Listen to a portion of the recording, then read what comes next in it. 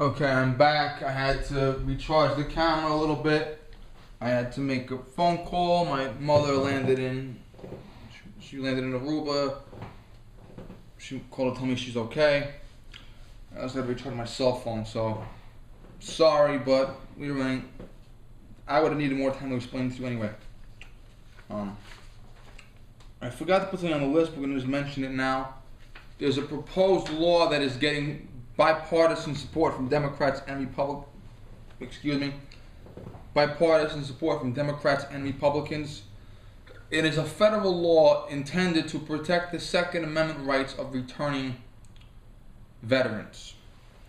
Now, there are politicians that want to ban people from practicing the Second Amendment if they suffer from mental illness. Now, if they hear voices in their head telling them to set the building on fire, that's a good idea. But there are some politicians that are so fanatically anti-gun, the federal government, and I imagine a lot of veterans associations, are afraid that anti-gun politicians will use that type of law to ban anyone from practicing the Second Amendment for any mental illness. For instance, obsessive compulsive disorder. Someone that washes their hands 50 times a day, that's an example of obsessive compulsive disorder. Doesn't mean they're dangerous, it means they wash their hands a lot. And an anti-gun politician might try to stop them from bearing arms. There was an anti-gun politician not too long ago wanted to stop people from bearing arms if they have too many parking tickets.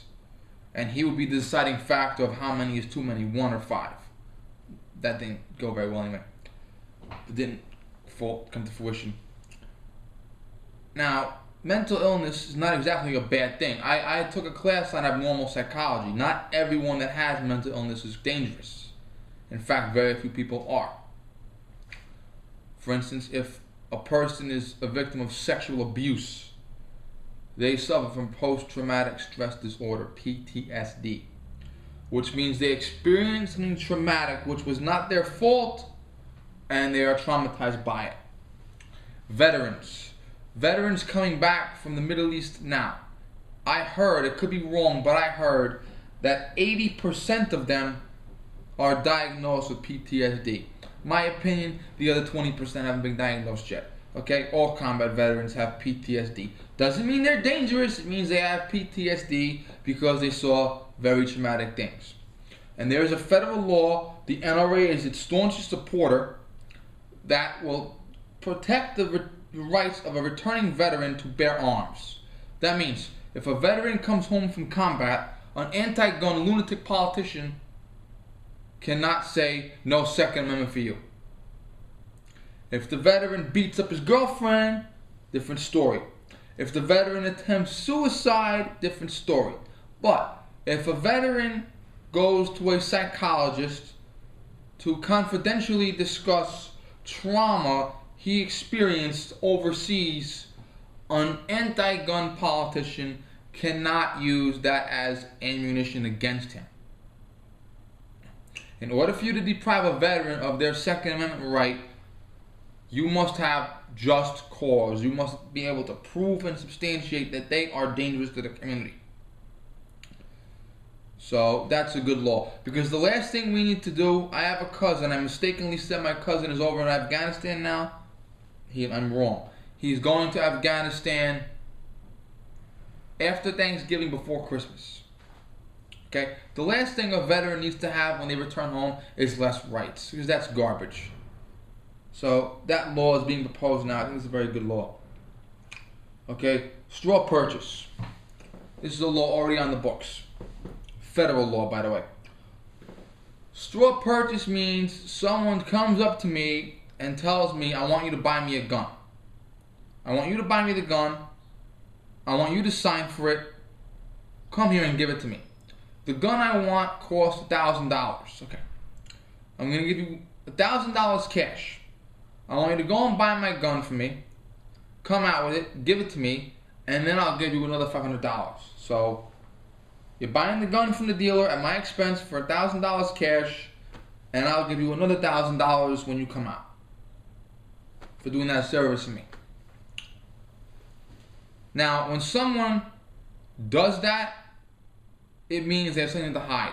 Why would someone want to pay $1,500 for a $1,000 gun? Why don't they go in and sign for it themselves? They can't. They are someone that, for whatever reason, domestic abuse, felony, extreme psychological disorder, they do not have a right to bear arms. And they want me to buy their gun for them so that they can get away with it. Okay? That's called a straw purchase. That is a federal offense, punishable by federal imprisonment, and it should be. Okay, the gun show loophole. The gun show loophole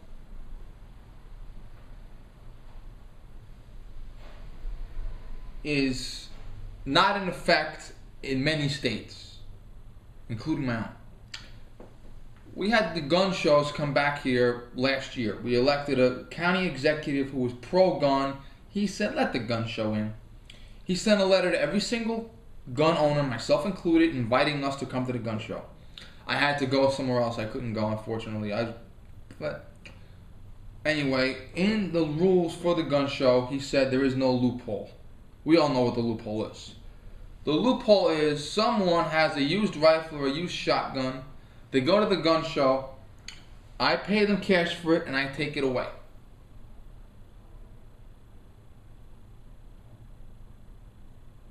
Okay, now, out of every 10,000 people that want to buy a gun to the gun show loophole, 9,999 mean no harm. The one guy out of 10,000 might be a criminal. So the gun show loophole means you cannot do that, okay? If I go to the gun show and a guy wants to sell me his rifle for cash, he can, but he has to get a dealer signature. So we're at a gun show. You can't throw a rock without hitting a gun dealer. They're all over the place. Work out the deal. The gun is going to cost me $900 cash. Go over to the table. Show our photo IDs to the dealer. The dealer runs both of our background investigations. Looks at both of our IDs. The dealer signs off on the contract and stamps it.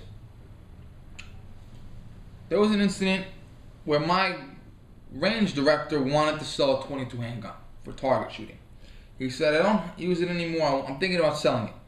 The wind-up was he wouldn't sell. He didn't sell it. But I said, you know what? I'll give you X dollars for it. I said, I'm thinking about getting a .22. You sell it to me, I'll give you X dollars for it. And I said, how do we do this? He said, simple. We have the same gun dealer who sometimes comes to the range. We go to our gun dealer and we tell our gun dealer we want to sell a gun to each other. I'm going to give him money. He's going to give me a gun. The gun dealer checks our licenses. Handguns are registered in our state. He checks our backgrounds. He sends the paperwork to Albany. He gets the stamp, and we do the gun transaction. Now, I'm not bothered by that, okay? I don't have a problem with the gun show loophole being closed. Because I understand that one guy out of 10,000 that's a criminal is going to hurt a lot of people, and it's going to make us look bad. So I personally don't have a problem with spending an extra 10 minutes filling out paperwork and talking to a gun dealer. I'm at a gun show, guy wants to sell me his rifle, gun dealer's right there, walk right over, no big deal.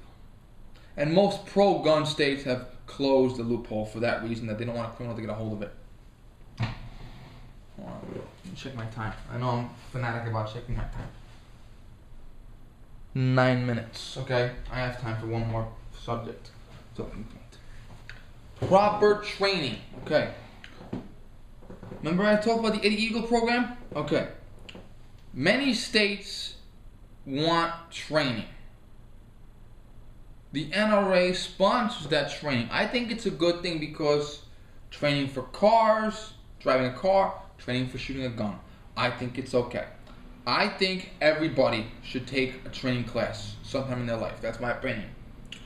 Where I live, you need to have a training course in order to get a handgun license, okay? Long gun, if I go to a range and I have a handgun license, they know I have had training. Especially me, who also has an armed guards license. So if I go to a range and I say, I want to shoot a rifle, I have a handgun license. That means I've already had training. Okay, you're fine. You're safe. Now, if you go to a gun range in my home state and you want to shoot a rifle, if they don't know who you are, they have a legal right to ask you to take a safety class at your own expense. NRA certified. I think it's great because it reduces the chance of accidents. It creates a job for the range instructor, and the range instructor makes money. So I think it's a good thing for him. And I one day would like to become an instructor. Not today, but it will be one day soon. So proper training is encouraged, and the NRA supports proper training. The NRA endorses books for proper training. Okay, proper training is a good thing. These are laws that I think are good. Some of these laws are real laws. Some of these laws are hypothetical laws. Some of these laws are already on the books. I think these laws are good. Now, in the next segment, we're going to get into the laws that I know are bad. Bad, evil, stupid laws. Okay, we have several laws that I need to get into that I think are absolutely atrociously ridiculous. Okay, so I'm going to stop now because I'm going to need more time on this. And I don't want to interrupt him. So